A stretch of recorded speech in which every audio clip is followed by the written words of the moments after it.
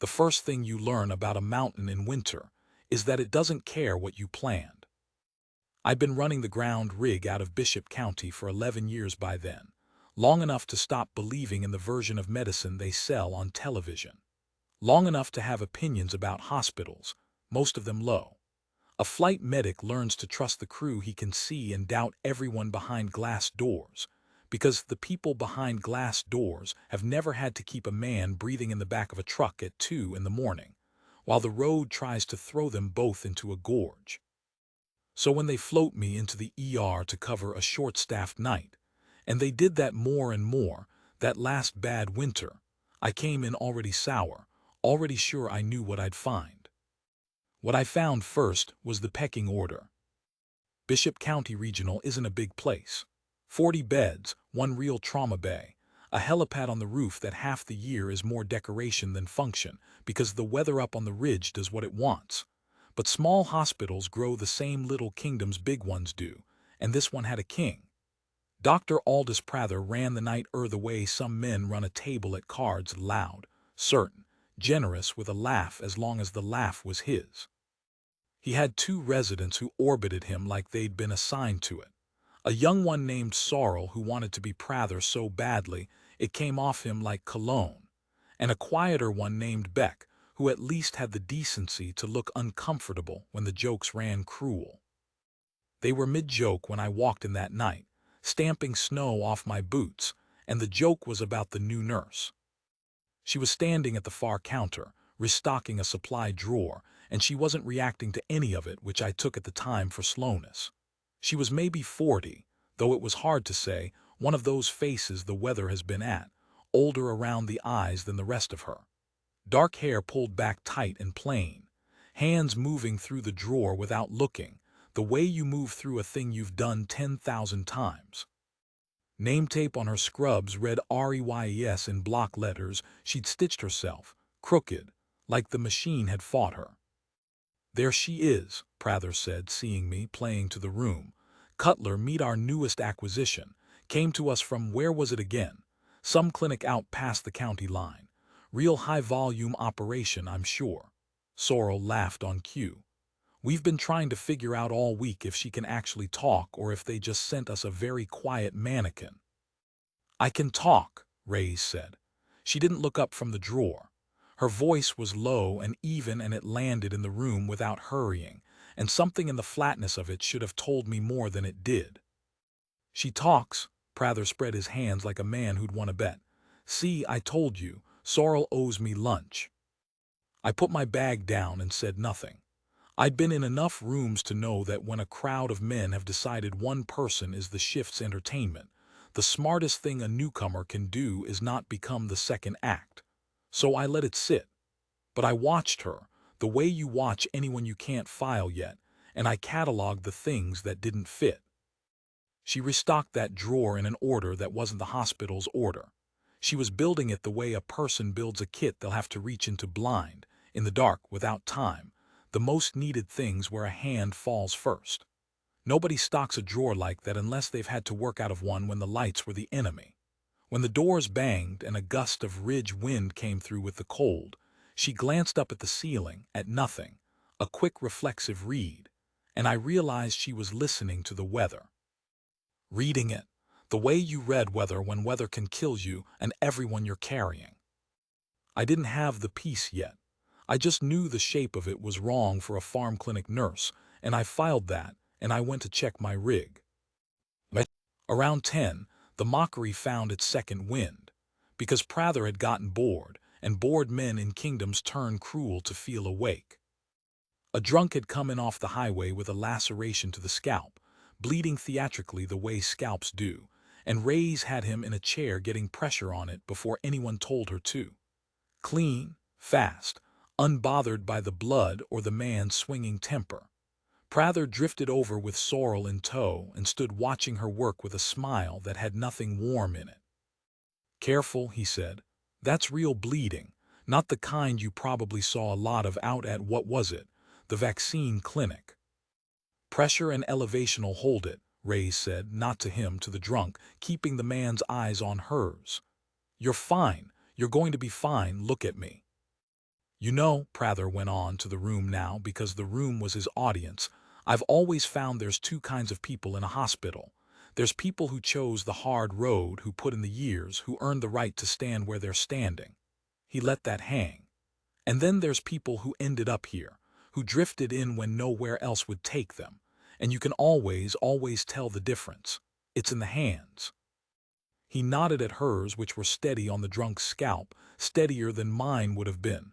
Soft hands, you can just tell. Sorrel laughed. Beck looked at the floor. I felt the old sourness in me curdle into something I didn't have a name for because I'd watched those soft hands for an hour now and there was nothing soft about them.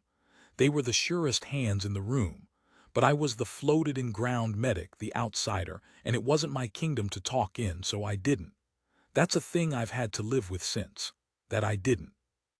Ray's finished dressing the scalp. She peeled her gloves, dropped them in the bin, and finally turned and looked at Prather, and it was the first time all night she'd given him her full face. She didn't glare. She didn't raise her voice. She just looked at him for a moment the way you'd look at whether you'd already decided you could fly through, like she was measuring how bad it was going to get and finding the number smaller than he thought.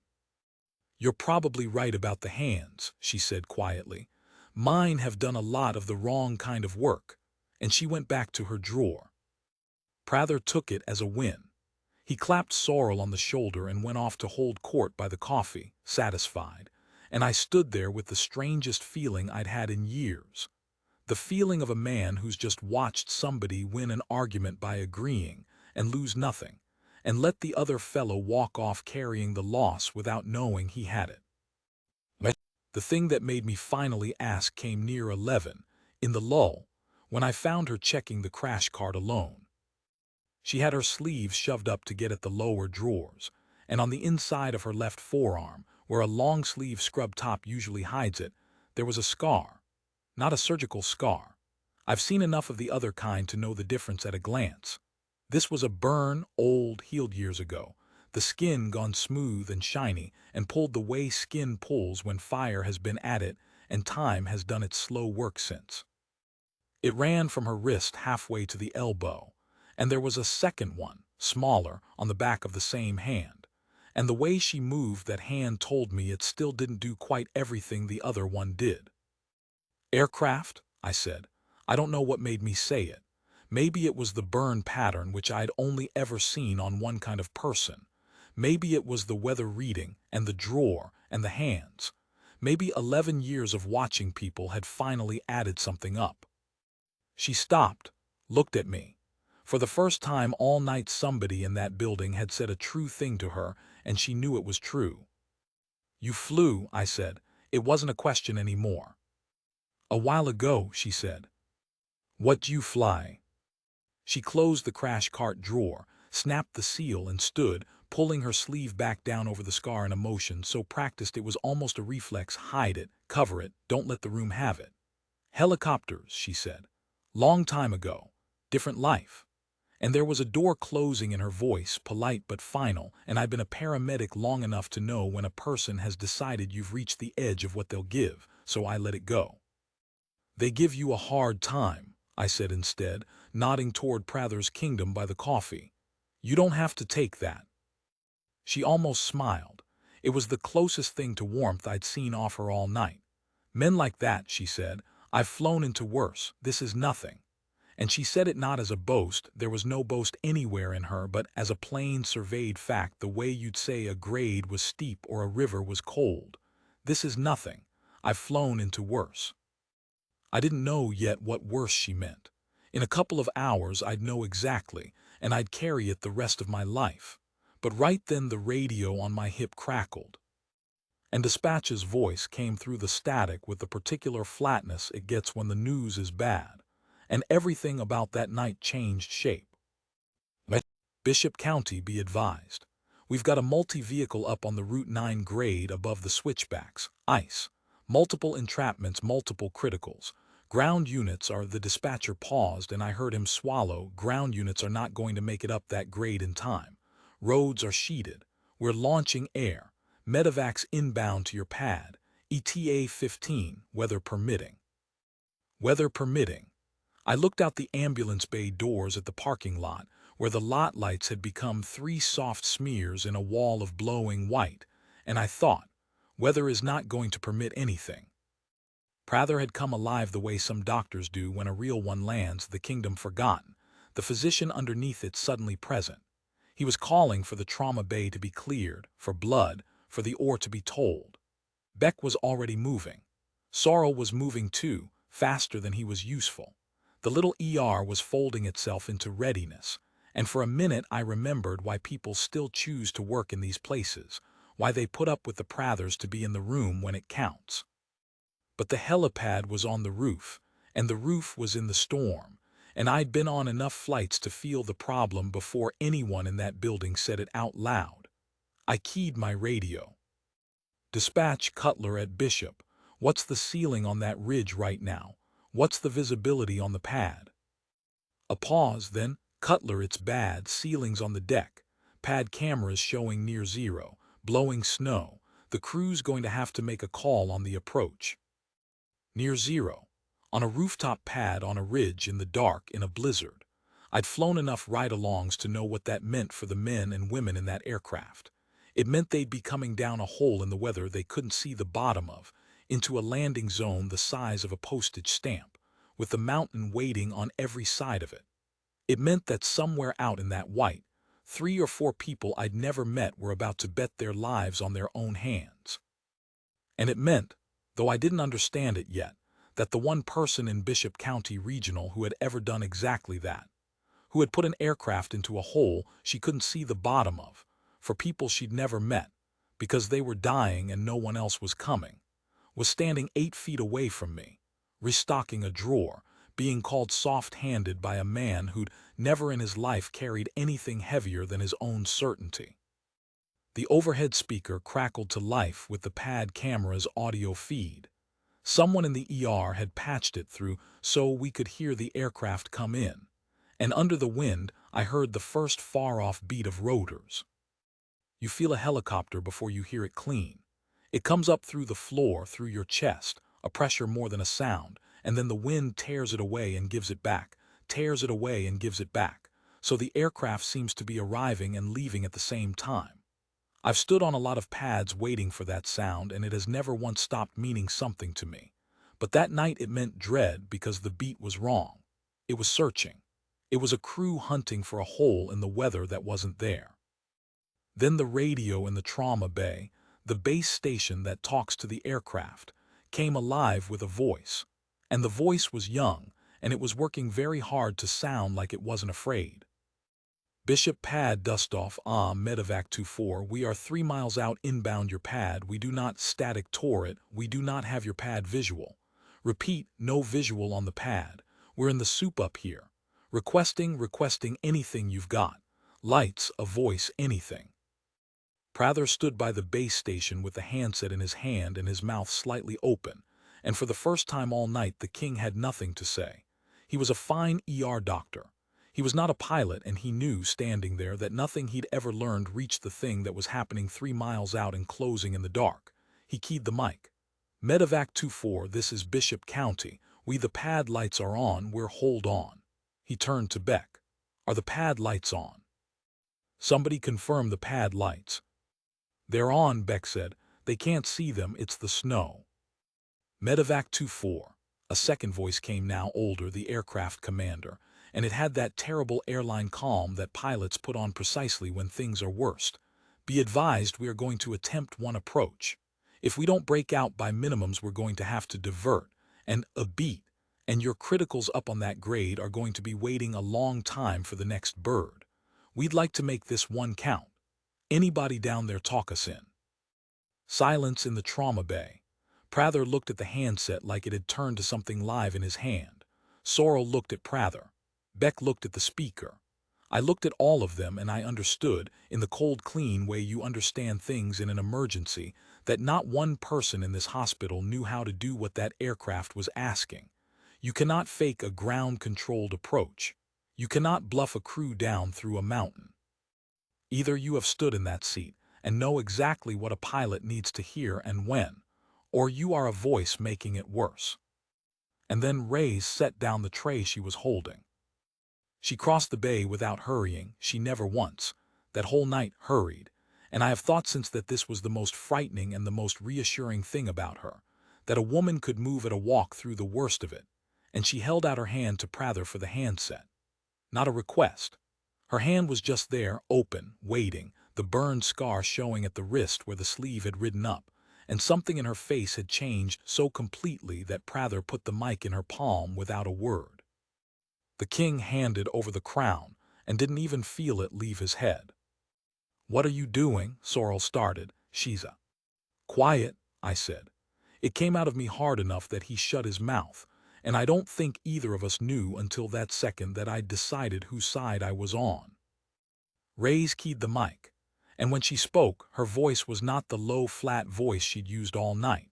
It had dropped into something else, a cadence, a rhythm, clipped and warm and absolutely level, the voice of a person for whom this radio, these words, this exact situation were not new and not frightening but home. "MEDEVAC 2-4 Bishop Pad, I have you.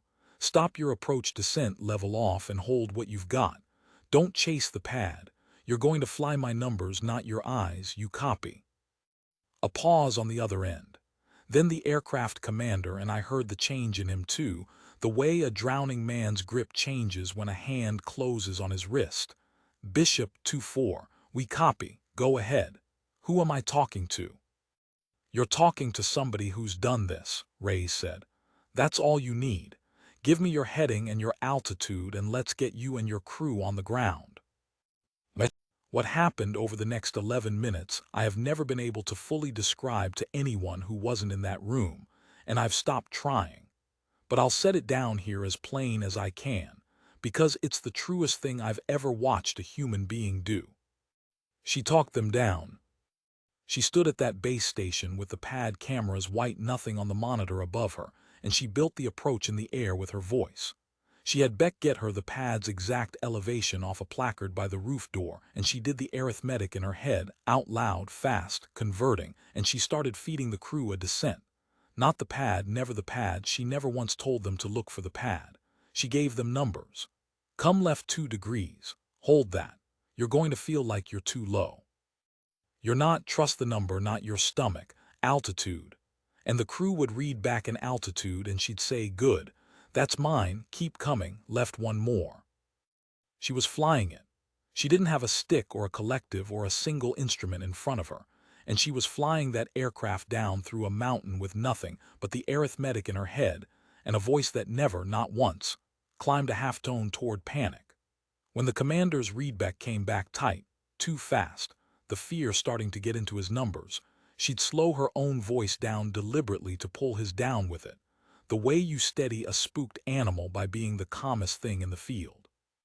2-4, you're doing everything right," she said at one point, when a gust must have hit them because we heard the young co-pilot's voice jump an octave over the open channel. "That's just the ridge breathing. It'll do that. Stay on my numbers. You've got a whole crew behind you and they're counting on your hands and your hands are good." "Altitude 400, the commander read back. 400, that's mine. Come down to 350 at 50 a minute, nice and slow, and when I say stop, you stop. You're closer than you feel." And behind her, the whole ER had gone silent. Prather stood with his arms at his sides. Sorrel had stopped being Sorrel. Beck had a hand over his own mouth. Every doctor in that building who'd spent the night deciding this woman was the joke of the shift stood frozen and watched her do a thing not one of them could have survived attempting, and the silence coming off them was a different silence than the one they'd wrapped her in earlier. This one had something underneath it that a person only feels a few times in a life. I've only got one word for it, and the word is awe. 300, the commander read. 300, stop your descent. Level off, hold it right there. Ray's leaned an inch closer to the mic, and for the first time her voice carried the smallest thing under it, not fear, something more like tenderness. "You're right over it, 2-4. It's underneath you now. When you come down through this last layer, you're going to break out and see the pad lights come up at you all at once, and it's going to startle you. Don't flinch. Don't correct hard. Just ease it straight down onto the numbers. I'm going to count you the last 50 feet. You ready? Ready, Bishop. And she counted them down, 50, 40. She read the feet off like a heartbeat, steady, spaced. And I stood there with my own heart going and the pad camera showing white, white, white. And then on 20, the white on the monitor tore open and there were landing lights and skids and a black shape settling out of the storm like something being born. And on 10, the skids kissed the pad. And on down, the whole aircraft was there. Solid, real, sitting on the roof of Bishop County Regional with its rotor beating the snow flat. And it was down. And it was safe, and every soul aboard it was alive. The trauma bay made a sound I've never heard a room full of people make before or since. Not a cheer. Something rougher and more involuntary than a cheer. The sound a room makes when it has just watched somebody reach into the impossible and pull 4 lives back out of it with nothing but her voice. Ray's keyed the mic one more time. Welcome to Bishop 24. Nice flying. Then she set the handset down on the base station, gently, and stepped back, and became again the quiet woman restocking drawers, as if she'd only stepped out of herself for 11 minutes and had now returned. Then there was no time for anything, because the aircraft down safe meant the criticals were here, and the ER became what an ER becomes. They came down from the roof on stretchers in a fast, grim line, 4 of them off the Route 9 pileup, and the storm had cost them time and the time had cost them blood, and for the next stretch nobody was anybody's rank or joke or legend. Everyone was just hands, and Ray's was everywhere. Whatever door had opened in her at the radio stayed open. She ran the triage without being given it because Prather, to his credit, took one look at how she moved and stepped aside and let her, which is the smartest thing I ever saw that man do. She sorted the 4 wounded by some internal clock that was faster than the monitors, calling it out clean. This one first. This one can wait. This one's airway now. Get me pressure on that. And the doctors did what she said because, in an emergency, people follow the calmest competent voice in the room the way water follows the ground downhill. And hers was the calmest competent voice any of us had ever heard. The last one down was the worst. A big man, military-cut hair going gray at the sides, a bad crush injury to the leg and a scalp wound painting his whole face in red. And he'd been in and out on the way down the mountain. The flight crew said, fighting them. The way strong men fight when the pain and the blood loss put them somewhere between worlds. They got him onto the trauma bay's main table and he was gray and going grayer and Ray's was on him in a second, both hands working, calling for the blood. And she leaned down close to his ear the way she'd leaned close to the mic and she said, low, steady, "You're at a hospital. You're safe. You're going to be fine. Look at me. Stay with my voice. Stay with my voice." And the wounded man's eyes came open, and they found her face, and something moved across them that had nothing to do with the leg or the blood, something that started way back behind the pain and came forward slow, like recognition surfacing through deep water. His cracked lips moved. At first no sound came. Then barely a rasp, and I was close enough to hear it and it stopped my heart. "Angel 6, he said. It was the only time all night the calm broke in her, not into fear, not into anything the room would have read as weakness, just a single held second where her hand stopped and something crossed her face that had been buried a long time under a lot of drawers restocked in a lot of quiet ERs. She looked down at the gray wounded man like she was seeing a ghost come up out of her own history. "Easy," she said, and her voice wasn't quite level for the first time all night. "Easy, don't talk, let me work." But the man wouldn't stop. He had hold of something now and he wasn't letting the pain take it back. His hand came up, shaking, and found her wrist, found the scarred one, the burn, his fingers closing right over the old smooth fire-pulled skin like he knew it would be there, and he held on. "It's you," he rasped. "Angel 6, Kandahar side, the Ghazni Valley, the night nobody would come." His eyes were wet now and running, and it wasn't the wound doing it. "They said the weather was 0. They said no bird could get in. Command wrote us off, wrote it down, wrote us off." He was crying and bleeding and gripping her wrist, and the whole trauma bay had gone dead silent around the two of them. And then we heard rotors, in the dark, in that soup, coming down into a valley nobody could fly. And it was you. You came for us when the whole chain of command had already decided we were dead men. Nobody moved. Prather stood with a unit of blood in his hand, forgotten. Sorrel's face had gone the color of the snow outside. Beck had tears standing in his own eyes and didn't seem to know it. 19 of us, the captain said. You lifted 19 of us out of there in weather that grounded every other aircraft in the theater. You made 3 trips, back into that valley 3 times when one should have killed you. His grip tightened. The 3rd trip they hit you. I saw it. I saw the fire come up the side of your bird, and you flew it out anyway. You flew 19 men home with your own arm on fire. And there it was, the scar. The burn from the wrist to the elbow that she pulled her sleeve down over every time somebody looked. The wrong kind of work her hands had done. This is nothing, she'd told me. I've flown into worse. The worse had been a valley on the other side of the world, where a chain of command had signed off on the deaths of 19 men, and one pilot had refused to accept the paperwork. Prather set down the blood. He came around the table slow, and when he spoke his voice had none of the king in it, none of the coffee court cruelty, none of the soft hands sneer. It came out of him small and cracked and human. You're a MEDEVAC pilot, he said. I was, Reyes said, and she was working again, both hands back on the captain's leg because whatever this was, it was not going to cost the man his life on her watch. A long time ago. This is my work now.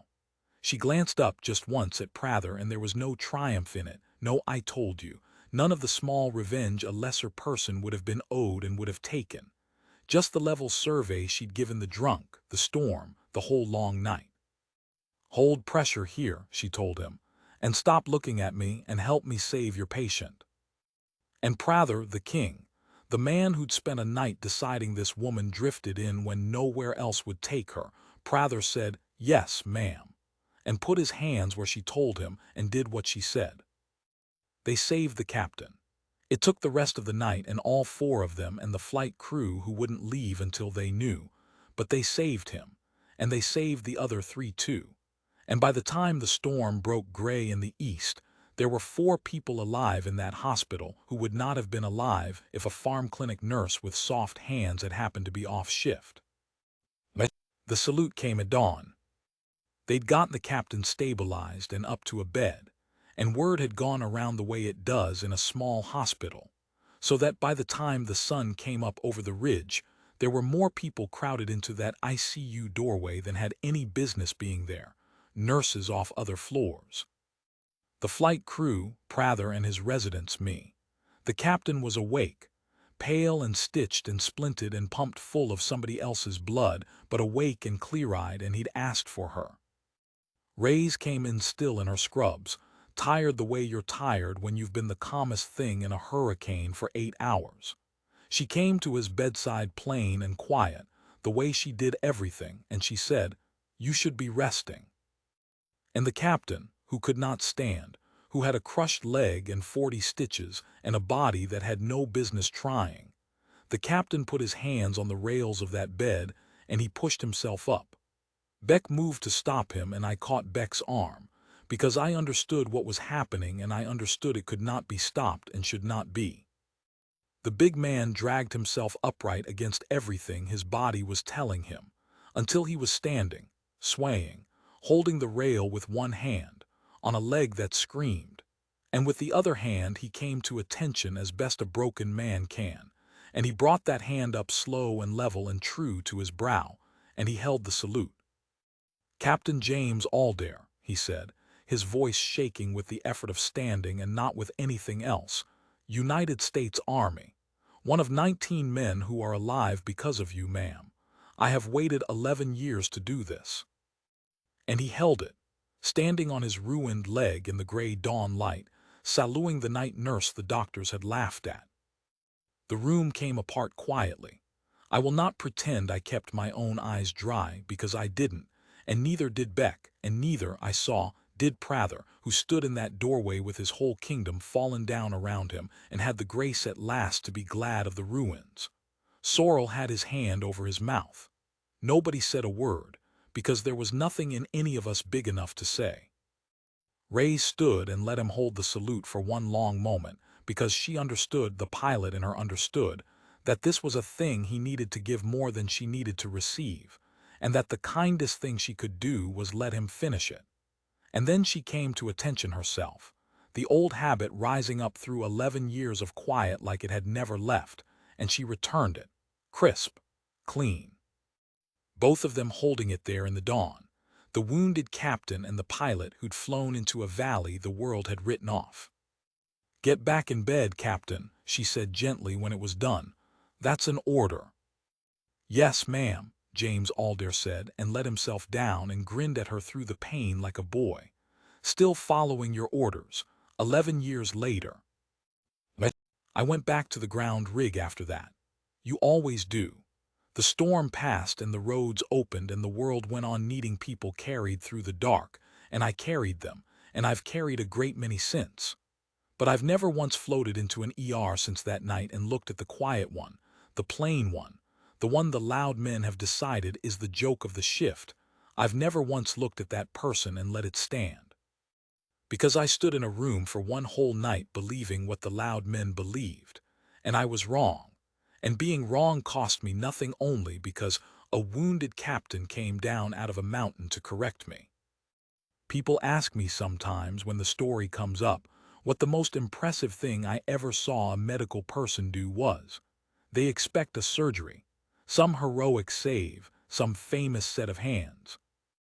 I tell them it was a woman standing at a radio, talking 4 strangers down through a mountain in the dark with nothing but her voice and the numbers in her head, while a room full of doctors who'd spent all night calling her soft-handed stood behind her and learned, all at once and forever, exactly what her hands could do. Prather never mocked another nurse. I know that for a fact because I asked around, years later, and the word had become part of the place. The night the new nurse flew the bird down. They tell it to the new residents now. They tell it as a warning and they tell it as a prayer, and both of those are right. She'd said it to me herself, hours before I understood a word of it, standing over a crash cart with her sleeve pulled down over the fire that a valley full of dying men had put on her arm. "Men like that," she'd said, "I've flown into worse. This is nothing." She had, and it was.